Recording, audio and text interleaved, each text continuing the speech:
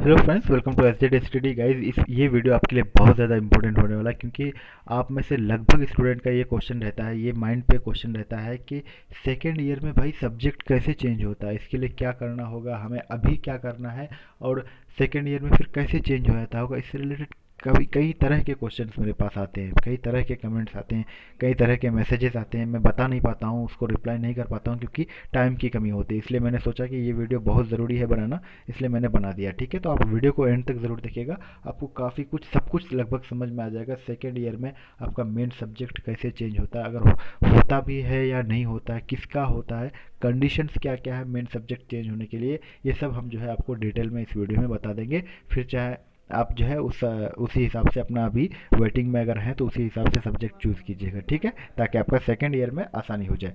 तो चलिए मैं एक एक करके कंडीशन आपको बता दूंगा कि किसका मेन सब्जेक्ट चेंज होता है, मेन सब्जेक्ट चेंज होने के लिए क्या क्या कंडीशन है, ये सारा जो है आपको हम बताएंगे इस वीडियो में। ओके, स्टार्ट करते हैं। So let's start. चैनल पे नए हैं तो चैनल को सब्सक्राइब कर लीजिएगा गाइस, एंड वीडियो पसंद आए तो वीडियो को लाइक करना है। ओके, चलिए स्टार्ट करते हैं।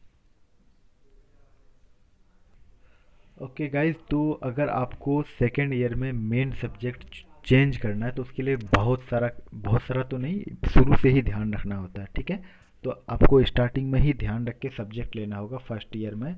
जब आप जैसे अभी आप एडमिशन करेंगे तो आपको सब्जेक्ट लेने के लिए ध्यान रखना है कुछ बातों पे, तब जाके आप सेकेंड ईयर पे चेंज कर पाएंगे सब्जेक्ट। चलिए, पहला जो काम है कैसे चेंज होता है, देखिए आपका सब्जेक्ट, अभी आप जो सब्जेक्ट लेंगे, मान लेते हैं आप हिंदी ले लिए, ठीक है, लेकिन नेक्स्ट नेक्स्ट ईयर में आपको चेंज करना है। आपको हिंदी मिल गया, लिए तो नहीं, मिल गया, अब सेकेंड ईयर में आपको चेंज करना है। तो इसका चेंज कैसे होगा, हिंदी है फैकल्टी ऑफ आर्ट्स का, किसका है, फैकल्टी ऑफ आर्ट्स का सब्जेक्ट है। तो अब आपका जो चेंज होगा सेकेंड ईयर, तो आपको फैकल्टी ऑफ आर्ट्स का ही सब्जेक्ट दिया जाएगा। हिंदी आपका फैकल्टी ऑफ आर्ट्स का सब्जेक्ट है, और फैकल्टी ऑफ आर्ट्स का ही सब्जेक्ट आपका मेन बनेगा। ठीक है, अब मेन कैसे बनेगा, यहाँ कोई नया सब्जेक्ट नहीं आ जाएगा, ये हिंदी चले जाएगा सब्सिडरी में, और सब्सिडरी का एक जो है वो आपका आ जाएगा इसमें, सब्सिडरी का जो था वो मेन बन जाएगा। समझ में आया, फिर से समझाता हूँ। देखिए, आपने, चलिए मान लेते हैं आप हिंदी अभी आपका मेन सब्जेक्ट है, ठीक है, एक हिंदी मेन सब्जेक्ट हो गया, और आपके पास दो सब्सिडरी है, एक सोशल साइंस का है, एक आर्ट्स का है। ठीक है, एक सोशल साइंस का, एक आर्ट्स का, दो सब्सिडी। सोशल साइंस का जो है आपके पास, वो है आपके पास हिस्ट्री, और आर्ट्स का जो आप लिए हैं वो है आपके पास इंग्लिश।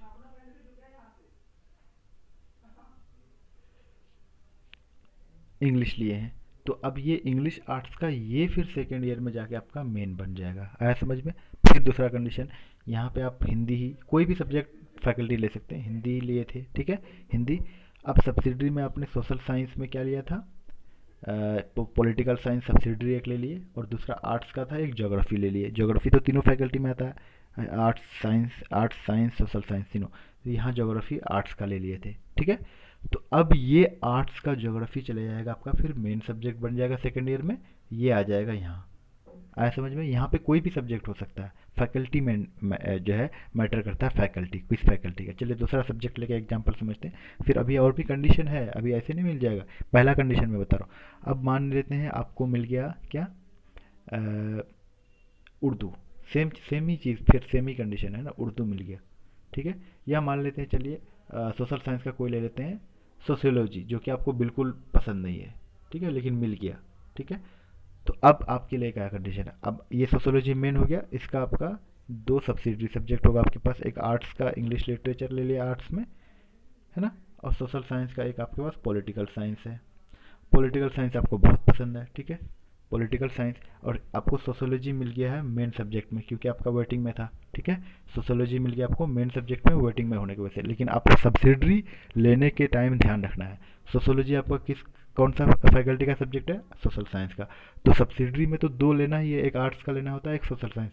तो आपको ध्यान रखना है सोशल साइंस वाला सब्सिडरी लेते टाइम, कि सोशल साइंस का जो सब्सिडरी लेंगे तो आपको कौन सा सब्जेक्ट लेना है। तो पॉलिटिकल साइंस बहुत पसंद है आपको, पॉलिटिकल साइंस ले लेंगे। सेकेंड ईयर में आप इसको मेन बनाना चाहते हैं तो बन जाएगा आसानी से, क्यों, क्योंकि ये भी सोशल साइंस का है, ये भी सोशल साइंस का है।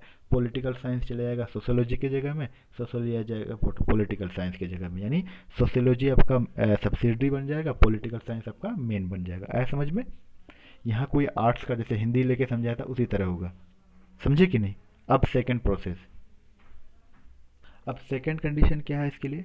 सेकंड कंडीशन जो है, फर्स्ट ईयर में जब आप पढ़ेंगे वो सब्जेक्ट, जैसे आपने सोशियोलॉजी आपको मेन सब्जेक्ट मिला है, सब्सिडरी में आपके पास है इंग्लिश लिटरेचर और क्या है, पॉलिटिकल साइंस। तो यहाँ पर इस पॉलिटिकल साइंस जो आपका सब्सिडरी है, इसमें आपका 75% होना चाहिए फर्स्ट ईयर में, ठीक है।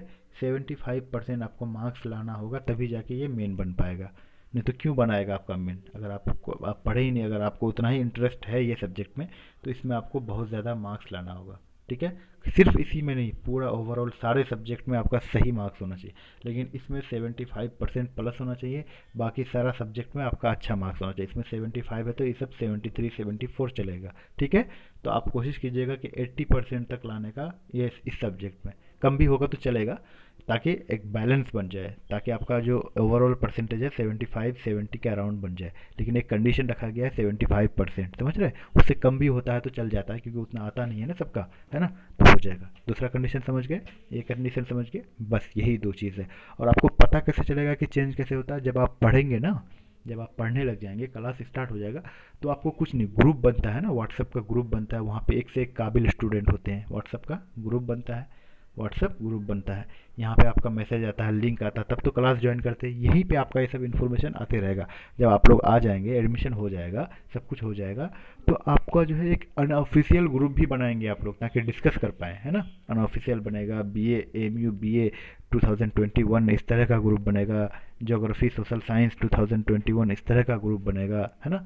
सब अलग अलग सब्जेक्ट का अनऑफिशियल ग्रुप भी बनेगा, सारा सब्जेक्ट का तो बनेगा ही, जितना आपके पास सब्जेक्ट होगा उन सभी सब्जेक्ट का ग्रुप बनेगा। बाकी उनसे अलग भी आप लोग बनाएंगे, तो जो अलग ग्रुप होता है टीचर से अलावा, वहाँ पे डिस्कशन होते रहता है, क्या अपडेट आया नहीं आया, वो सब आपको पता चलते जाता है।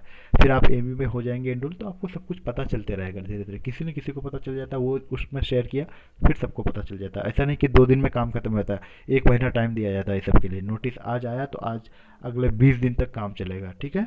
सबमिट करना होता है, कुछ नहीं, फॉर्म फिल करना होता है, उसमें साइन करवाना होता है, फिर उसको वेबसाइट में भेजना होता है, उसी प्रोसेस से आपका चेंज हो जाएगा। ऑफलाइन होता है तो डायरेक्टली जाके करना होता है, ऑनलाइन होगा तो एक फॉर्म आएगा, उसको फिल करना है, फ़ोटो लगाना है, कंटिन्यूशन फ़ी का स्लिप, कंटिन्यूशन का जो स्लिप है वो देना होता है, सारा प्रोसेस करके भेजना होता है, ठीक है। आई होप कि आप समझ गए होंगे। मिलते हैं नेक्स्ट वीडियो में, थैंक्स फॉर वॉचिंग।